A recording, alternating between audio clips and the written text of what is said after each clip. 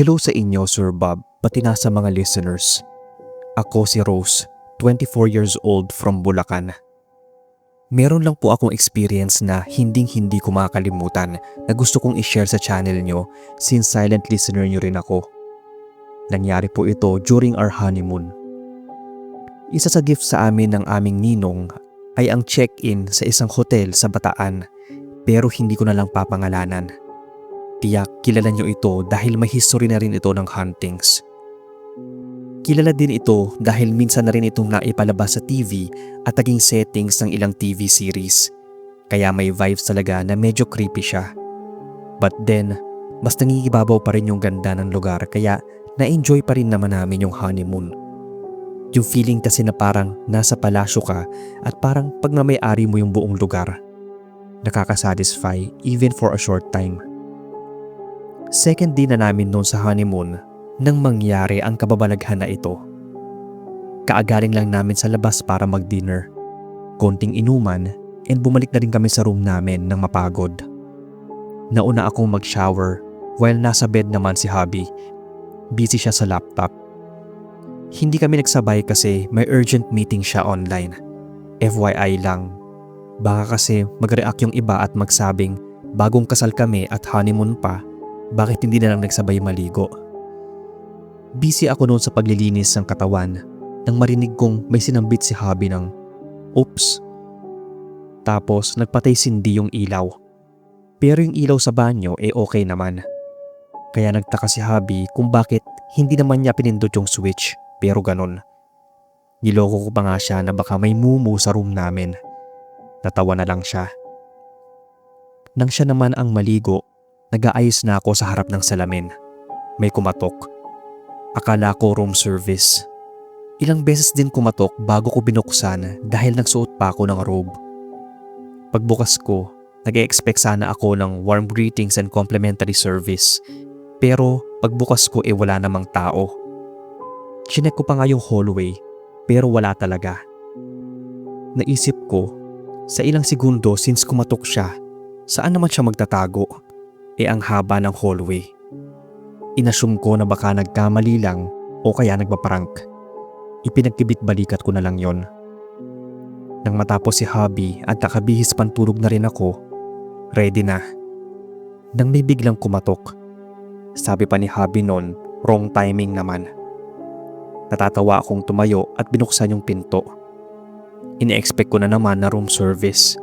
Pero pagbukas ko, disappointed kasi wala na namang tao. Baka natitrip yung ibang guest. Nainis na akong bumalik sa higaan namin. Nagtanong si hubby na kung sino yon. Sinagot ko na baka staff lang na natitrip o kaya mga guest. Maya-maya nun ay may kumatok na naman. Si hubby na ang nagbukas. Narinig ko, room boy. May complimentary daw. Kaya mabilis akong bumangon at diretso siyang tinanong kung siya ba yung pabalik-balik na kumakatok sa room namin. Tapos biglang aalis pag binuksan na. Napakunot noo yung room boy at mabilis na umiling. Ang sabi niya, hindi raw siya yon at ngayon lang daw siya umakyat sa floor. Sino kaya yon? 2 beses kasing kumatok pero wala naman. Medyo nainis kong tanong nun. Nakita kong namutla yung lalaki. Tapos nagsabi na tatanungin niya raw yung ibang mga kasamahan niya. Nang buksan namin yung complimentary gift, chocolates yon. Nilantakan namin ni hubby bago mag-wrestling para pareho kaming hyper or energized. After ng bakbakan, pareho kaming bagsak at nakatulog agad. Yung lampshade lang yung nakabukas nun. Malalim matulog si hubby na kabaliktaran ko dahil ako naman mababaw. Konting ingay lang ay nagigising na ako. Yung biglang hilik ni hubby, nagigising din ako nun. Even yung bruxism ko o yung pag-grind ng ngipin, naaagisingan ko nga. Tapos sinasampal ko yung sarili ko para hindi maulit. Ang sabi kasi ay malas daw yon. Now back to the story. Bali nagising ako and na-check ko yung phone ko na past 2 AM na. May naririnig akong footsteps. Hindi siya galing sa labas, kundi sa loob ng room namin. At kahit gising ako noon, may mga yabag pa rin. Hindi ko alam exactly pero nakakatakot na. Ginigising ko na nga si hubby pero tulog mantika talaga siya. Kinurot ko na nga sa sobrang inis ko. Pero tumagilid lang siya patalikod sa akin. Kaya hinila ko na lang yung kumot at nagtalokbong. Kahit sobrang kinakabahan na ako noon dahil naririnig ko yung mga yabag pero wala namang ibang tao. Pagod at antok ako noon para mag-entertain pa ng mga multo. Kinabukasan, parang walang nangyari. Parang walang ghost encounter. Normal na gising lang. Pero nagtaka kami kasi may mga footprints. Basa pa nga yun na parang bumakat sa sahig. Alam niyo yung parang namuti na yung bakat. Wala naman yon the other day. Nagulat nga si hubby sabay napatingin sa akin. Tinanong niya ako kung hindi raw ba ako natulog at nagpalakad-lakad sa room. Ano kako ako, may sayad. Minsan daw meron, natatawang sagot niya. Hindi na lang namin pinansin yon kasi magche-check out naman na. Pero nung nasa kotse na, bigla siyang napatanong ulit kung kaninong mga footprints kaya yon. Pasimple kong sinagot na, baka sa mumu. May narinig kasi akong naglalakad noon habang natutulog tayo. Mabilis siyang napabading sa akin. Seryoso daw ba ako? Tumango naman ako noon. Kahit yung mga katok at pagbukas sara ng ilaw, kagagawan ng multo. Hindi ko lang masabi dahil takot ka. Pangaasar ko sa kanya. Napa-research tuloy ako tungkol sa lugar and it's confirmed na may nagpaparamdam nga doon based sa reviews. Hindi kami exempted sa mga guests na napakitaan o naparamdaman nila. Too bad lang at tulog mantika itong kasama ko. Ako lang talaga yung natakot na husto pero dinaan na lang sa biro. Ito lang po ang story ko, Sir Bob. I hope na maapasa ito sa inyo.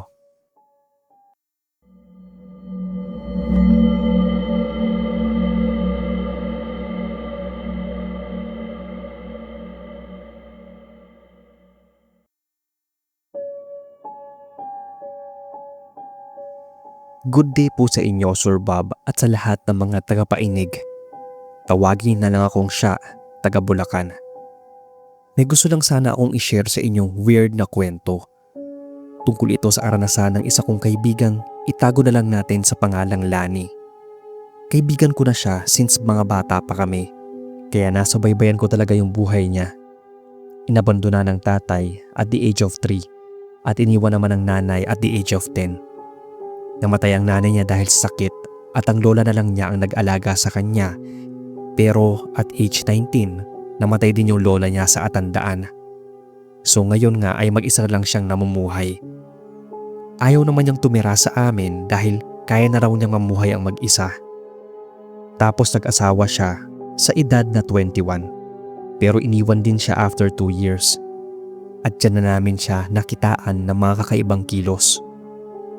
Normal naman siya pero may times na nagsasalita siyang mag-isa, tumatawa at minsan naman ay nagagalit. Naging moody rin siya na in-expect naman namin dahil sa mga naging karanasan niya. Nagsuffer siya ng stress and anxiety. Isa siya sa pinakamalapit sa akin. Kaya nang magpa-despedida yung best friend kong si Monique sa Manila Hotel ay sinama ko na siya.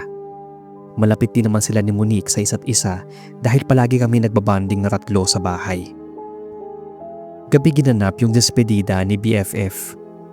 Gabi pa naman yung flight niya kinabukasan kaya one to sawa kami sa kaiinom. Wala ni isa sa amin ang nakahalata na may nangyayari na pala kay Lani. Inom lang siya ng inom na para bang walang bukas.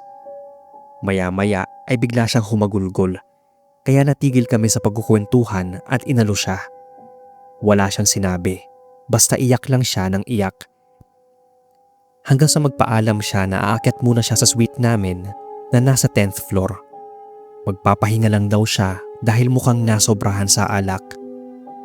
Kwento niya ay naatulog daw siya noon. Mag-isa pa rin siya sa kwarto dahil andun pa kami sa resto bar. Nang bigla raw siyang makaramdam ng panlalamig.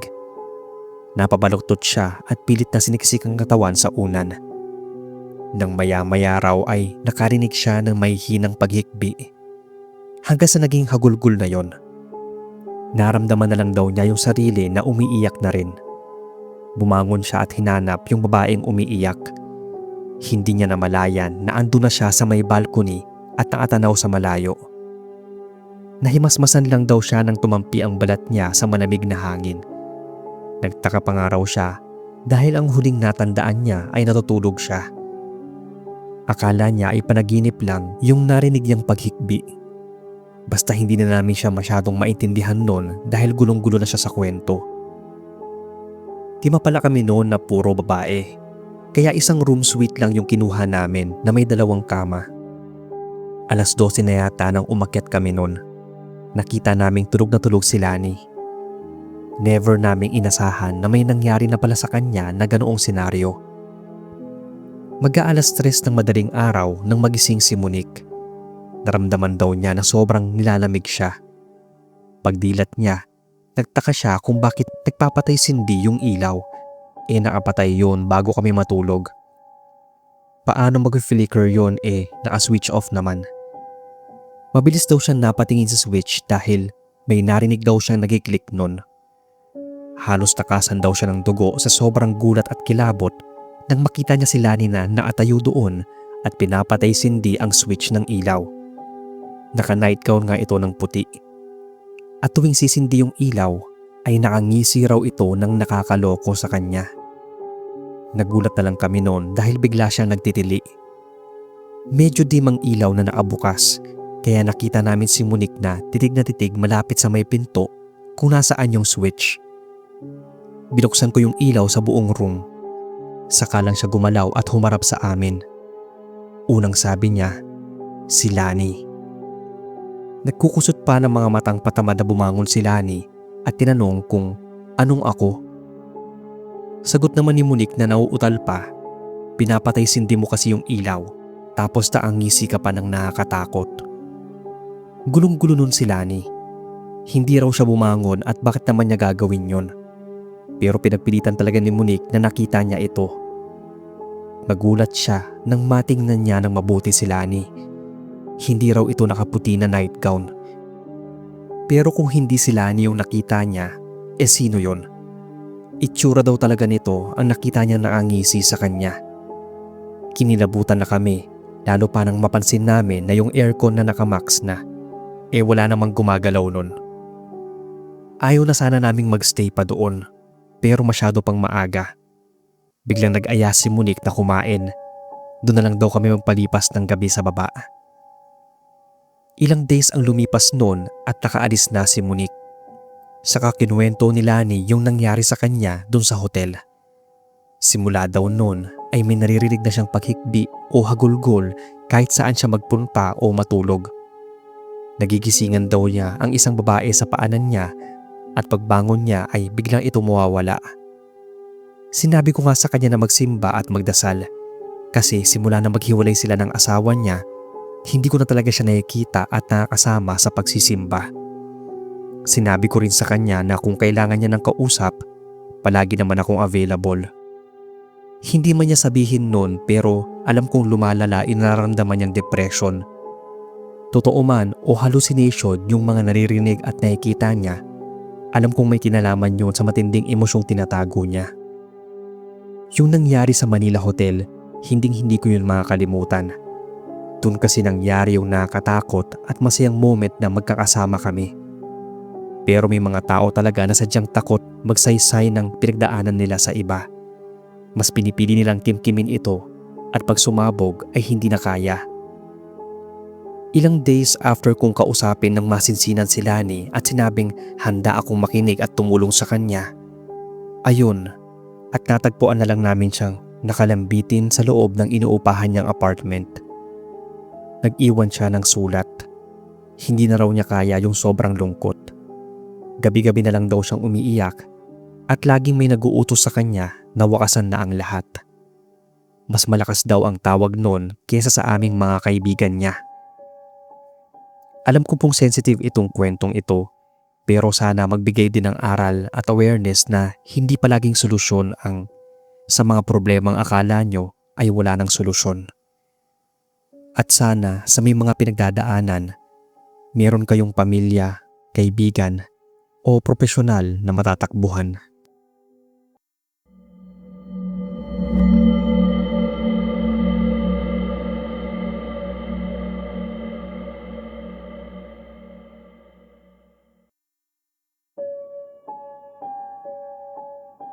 Hello sa inyo, sir, at sa lahat ng mga nanonood sa channel nyo. Tawagin na lang akong EJ, 30, from Laguna. Palagi po ako nakasubaybay sa mga kwento nyo, kaya naisipan ko rin magpadala ng sarili kong karanasan. Medyo maiksi lang itong kwento, pero sana ay mapasama sa mga inanarrate nyo. Nung mga oras na yon, Sir Bob, ay hindi ko alam kung namalikmata lang ba ako o imahinasyon ko lang. Para kasing totoo at talagang naramdaman ko yon. Biyernes noon, walang pasok dahil holiday. Na mag-aya yung ilang ka-office mate ko na mamasyal ng Baguio. Kaasahod lang namin kaya sige, sumama ako. Single pa naman ako at wala gaanong pinagkakagastusan. Inilaan ko yung ilang sahod ko para dun sa trip dahil mag-overnight daw kami. Hindi nila nabanggit na isa sa mga pupuntahan namin ay ang Diplomat Hotel. Nung andun na kami ay hindi ako umangal. Kahit na medyo mabigat talaga ang pakiramdam ko na pumasok kami doon. Sabi ng mga kakilala ko sa akin ay may sixth sense daw ako. Mabilis daw akong makaramdam sa isang lugar kung magaan ba yung vibe o mabigat. Pero sa Diplomat, wala talagang magaan sa akin. Kahit na may nakikita ako noon ay masaya namang nagpipicture-picture. Nasense ko na bawat sulok ay may hindi magandang nangyari. Kaya mabilis akong nag-aya na lumabas na kami. Pero hindi pa raw namin nalilibot yung buong lugar. First time lang din daw nila kaya dapat sulitin na. Wala akong nagawa kundi ang sumunod sa kanila. Nangyari pala to nung bago-bago pa ako sa trabaho, bago pa mag-pandemic. Nasa 6 kami noon at 2 ang babae. Kaya nagtaka ako kung bakit sa akin pa talaga nagpakita yon. Papunta na kaming fountain nang matigilan ako. May nakita kasi akong parang anino o usok na itim na nakasunod sa amin. Saglit lang yon at parang nadaanan lang ng paningin ko. Pero mukhang wala naman yon sa ibang mga kasama ko. Kaya hindi ko na lang pinagtuunan ng pansin. Mukhang ako lang din naman kasi ang nakakita o nakapansin. Pero nang mahiwalay ako sa grupo dahil nagpaalam akong iihi, doon ay naramdaman ko talaga na parang may nakasunod sa akin. Naramdaman ko ang kakaibang klaseng ginaw pero pinagpapawisan ako. Saglit na nandilim yung paningin ko na muntikan ko ng ikatumba. Bigla na lang akong nahilo. Yung hilo ba na walang dahilan? Yung parang may sumapak sa akin. Kinalma ko yung sarili ko. Siguro dahil sa mabigat ang pakiramdam at kung ano-ano na lang yung naiisip ko. Tinatakot ko lang yung sarili ko nun. Kaya nagmadali na akong magbanyo at bumalik sa kanila. Pero nang pabalik na ako, parang may nagbago. Hindi ko na matunton kung saan yung mga kaibigan ko. Ang dami kong nakitang tao nun, pero lahat sila ay nakatingin sa akin. Kaya napakusot ako ng mga mata. Bigla na lang ay wala na sila. Wala nang tao ni isa. Bigla na lang rumagasa yung kaba sa dibdib ko. Naglakad ako ng naglakad nun. Pilit kong tinandaan kung saan ba ako tumaan. Hanggang sa bigla na lang may humarang sa akin. Isang hindi ko maipaliwanag na nilalang. Itim yon na parang anino. Walang muka, wala ring hubog ng katawan. Ang nakakakilabot doon ay nang makita ko yung nakalutang at mukhang hahabulin ako. Handa na akong tumakbo nang marinig ko yung boses ng isa kong kaibigan. Sunod ay marami ng boses akong narinig na parabang nanggigising. Saka ko lang napagtanto na ilang minuto na akong nakatitig sa kawalan. Alalang-alala daw sila sa akin. Para daw akong nakakita ng multo. Naramdaman ko noon bago pa sila dumating ay may humampas sa akin na malakas na hangin. Kaya alam ko sa sarili na hindi imahinasyon yung nakita ko. Totoo yun at patunay yun nung nagpunta na kami sa hotel na tinuluyan namin. Naramdaman ko yung pananakit at hapdi sa bandang likuran. Wala pa yun nung papunta pa lang kami ng Diplomat. Pero nang umalis na kami ay doon ko naramdaman na parang may kumalmot sa likuran ko. Nang tinan nga nila ay parang may pakat daw yon ng mahabang kuko. Namumula. Nilagnat ako nung gabing yon, kaya hindi ko talaga na-enjoy yung pag-i-stay namin sa hotel. Habang sila naman ay nagiinuman sa isang bar. Ako nakahiga at nagbumukmok sa kwarto namin. Pero ito na talaga ang normal ko, Sir Bob, kapag nakaka-encounter ng paranormal. Lalagnatin, makakaramdam ng kung ano-ano sa katawan. Pero mawawala din naman kinabukasan. After ko makapagdasal at makapaligo ng may asin, ay gumaan na rin yung pakiramdam ko. Kaya iwas talaga ako sa mga lugar na sinasabi nilang haunted. Dahil tiyak, may makikita at mangyayari talaga sa akin. Tanggap ko naman na ganito talaga ako bilang may sixth sense. Pero itong nangyari sa akin sa Diplomat Hotel, hindi ko makakalimutan. Dahil dito ko talaga unang naranasan na parang dinala ako sa ibang dimensyon. Yung hindi nakakakilala sa akin at maririnig nila itong kwento, sasabihin na imagination ko lang yung lahat. Pero sa mga kaibigan ko na nakasama ko palagi, pati yung may mga sixth sense, alam nila na totoo at talagang nakakakita ako ng mga nilalang na hindi nakikita ng ordinaryong tao.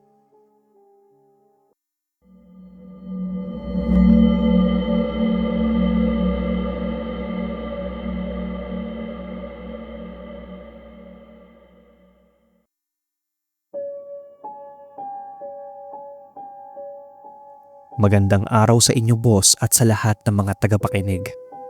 Itago niyo na lang ako sa pangalang Jolan, taga Manila. Sobrang hili ko talaga sa horror, kaya pati sarili ko ay gusto kong makaranas din. Mas maganda kasi kung may i-share din akong experience. Kaya naman na mag-check-in kami ng barkada ko sa isang kilalang hotel nang minsang magbagyo kami, hindi ko na pinalampas yun. Pinili talaga namin na doon mag-check-in dahil isa yon sa magandang lugar para mag-ghost hunt. Na-curious din kasi kami sa tinatawag nilang murder woods sa haunted forest. Mas nakakatakot, mas nakukuha ang interes ko. Kaya pagdating pa lang namin noon ay agad ko na silang niyayang pumasok sa gubat.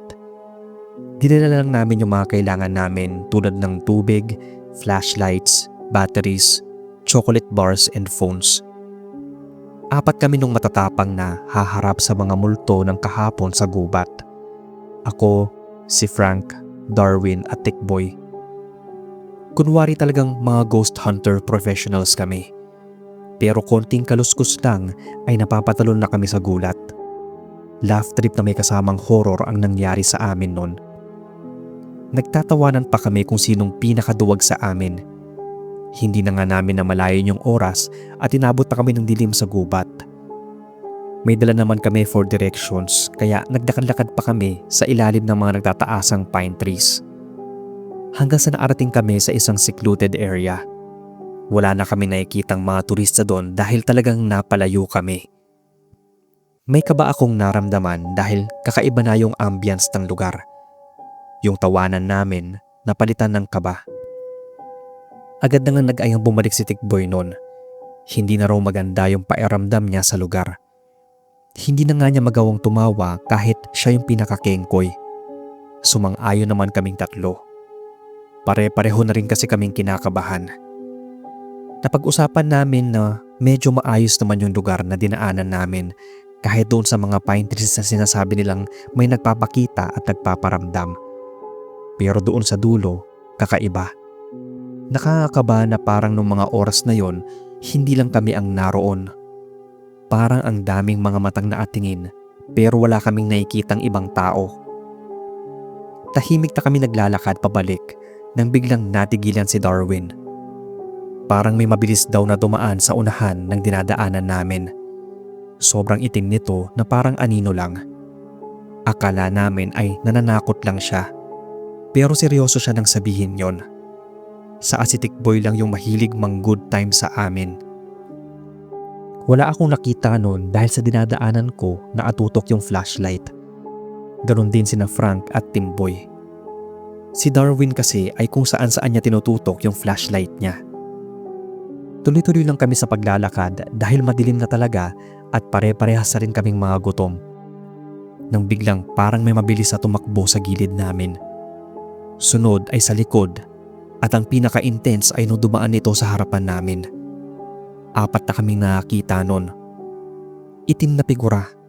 Nagliliwanag yung mga mata at parang nakakalbo na yon. Isa pang napansin namin ay parang butot-balat na ito. Yung lakad namin ay naging takbo na at habang tumatakbo kami ay may mga yabag na nakasunod sa amin. Halos magkandadapa-dapa na kami sa pagtakbo dahil bukod sa masukal ay marami ring nakausling mga ugat ng puno. Nang matanaw namin ang hotel ay nakahinga kami ng maluwag. Ghost hunting pa, natatawang sabi ni Tikboy. Pagdating sa restaurant ay agad na kaming umorder ng pagkain. Parang noon lang ako ginutom ng sobra pero hindi makakain ng maayos. May kaba pa rin ako nararamdaman dahil sa nakita. Posibleng hayop lang daw yon na naligaw. Pero sa tingin ko ay hindi ito hayop. Yung parang si Gollum ng Lord of the Rings pero sobrang liksi. Sobrang liwanag din ng mga mata na parang nag-aapoy nga. Kaya hindi talaga ako mapalagay hanggang sa maabalik kami sa hotel. Habang nasa room ay tahimik lang ako. Iniisip ko kung anong klaseng nilalang yung nakita namin, kung aswang ba yun. Kasi parang hindi multo. Hanggang sa makatulugan ko na lang yung pag-iisip. Kalagitnaan ng gabi kung saan tulog na kami, may naramdaman akong parang kaluskos sa ilalim ng higaan namin. Pilit ko na lang hindi pinapansin dahil baka langit-ngit lang yon dahil nga nagaling sa kama. Pero palakas ito ng palakas. Napapakamot na tumagilid sa akin paharap si Frank. Kami kasi yung magkatabi sa higaan, kaya tumalikod naman ako sa kanya. Paharap ako noon sa higaan ni Tikboy at muli kong narinig yung kaluskos. Pero hindi na yun nanggagaling sa ilalim ng higaan namin, kundi sa kama ni Tikboy. Napadilat ako noon at marahang bumaba ng higaan para silipin kung ano ba yung maingay na kumakaluskos na yon. Dahan-dahan akong dumapa. Pero ganun na lang ang panghihilakbot ko, boss, nang bigla na lang may mabilis na gumapang palabas ng kama. Dumaan yon sa may bandang paanan. Sobrang bilis nga no na parang anino lang at tuloy-tuloy na gumapang papasok ng banyo. Natulala ako sa nakita at ang lakas ng kabog ng dibdib ko. Ramdam ko nanginginig na rin yung katawan ko pero hindi ko lang masabi sa kanila. Iniisip ko kung imagination ko lang ba o ano. Mga ilang segundo rin akong nakatayo at nakatitig lang sa pinto ng banyo. Nakabukas yon. Pero bigla na lang akong nagulat nang bigla yung pabagsak na sumara. Nagising si Tikboy at Frank at inakala nilang ako yung nagbagsak ng pinto. Pero si Darwin sa pagtataka namin ay ang himbing ng tulog.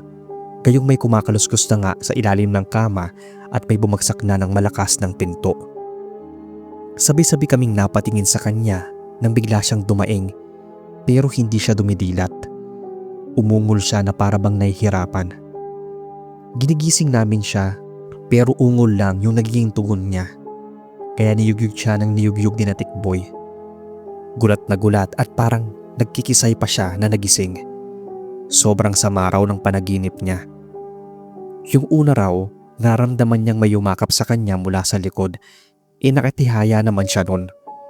Pero sa panaginip niya ay nakatayo siya at isang magandang babae ang yumakap sa kanya. Pero habang tumatagal raw ay nararamdaman niyang humihigpit ang yakap na yon. At yung babae ay unti-unting nag-iiba ng itsura. Hanggang sa hindi na siya makahinga sa sobrang higpit ng pagkakayakap. Naramdaman daw niya na hindi katawan ang nasa likuran niya kundi yung foam na hinihigaan niya. Doon na raw siya nagpanik at nagsisigaw. Pero sa isip lang pala niya yon dahil ungol at taing lang yung lumalabas sa kanya.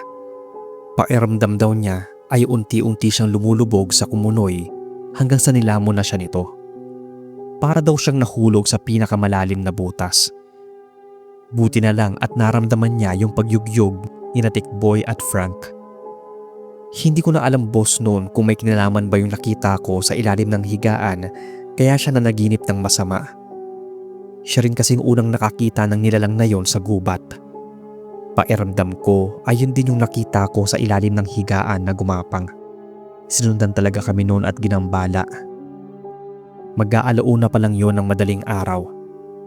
Nang medyo kumalma na ay bumalik na kami sa pagtulog. Naipagpalit ng higaan si Darwin kay Frank. Humiga siya sa higaan ko at malapit sa bintana. Nakasarado naman ang bintana at may kurtina pang nakatabing doon. Sobrang lamig kasi lalo sa gabi, kaya hindi na namin binuksan yung bintana. Pero nagising kami dahil sobrang init ng kwarto. Yung para bang sinisilaban ng malaking apoy. Pawis na pawis at halos hindi ako makahinga dahil sa init. Kaya binuksan namin yung bintana. Medyo guminhawa yung pakiramdam ko at agad din nakatulog. Ganon din sina Frank. Pero ilang minuto pa lang akong nakaidlip noon ay naramdaman ko na naman yung kakaibang init. Pupungas-pungas din nagising si Tikboy at nagtanong kung sino ba yung nagsara ng bintana. Nagising din yung dalawang nanlilimahit sa pawis. Muli kong binuksan yung bintana at pinilit ulit makatulog. Pero para talagang may nangaasar at nanggugulo sa amin dahil maya-maya lang noon nawala na naman yung lamig. Inis na kaming bumangon at lumabas. Paglabas namin ay humampas ang lamig at nangisag talaga ako noon sa sobrang ginaw. Kaya takang-taka kami kung bakit ganun na lang kainit sa loob ng kwarto namin. Dapat ay hindi dahil nga nasa Baguio kami kahit nakasarado pa ang bintana. Mabuti at may available pa at pinalipat kami sa ibang room. Malamig na, mas malamig kesa sa room namin dati. Kaya naman nagkanya-kanya na kaming tulog. Tuloy-tuloy naman na yung lamig doon. Siguro ay mag-aalas 5 na ng umaga yon nang magising kami dahil parehas na kami naninigas sa lamig kahit nakasarado naman yung bintana at balot kami ng comforter. Tiniis namin yon. Mga alas 7 nun na may dumating na staff. Chinek yung bintana. Baka may sira kaya madaling mabuksan. Pero nung chinek ay maayos naman daw. Isa pa, malamig din daw sa original room namin kahit sarado pa yung bintana. Wala siyang naramdaman na init o ano. Nagkatinginan kaming apat. Ang sabi namin, sobrang init kasi nung gabi. Yung parabang nag-aapoy. Kaya lalo kaming ginilabutan. Kasi oo nga naman, maginaw sa area. Napapalibutan kami ng puno at nasa mataas na lugar ang Baguio. Kaya alam namin na may kababalaghan talagang nangyayari sa room namin. Hindi na kami nagstay doon ng isang araw pa. Dapat ay 3 days and 2 nights kami. Agad na kami nag-check out at lumipat na lang ng ibang accommodation. Baka kasi may masama pang mangyari. Doon ko palang naikwento sa kanila yung nakita ko doon sa room namin nung gabi. At talagang kinilabutan rin sila, lalo na si Darwin na naaranas ng bangungot at siyang unang nakakita sa nilalang doon sa gubat.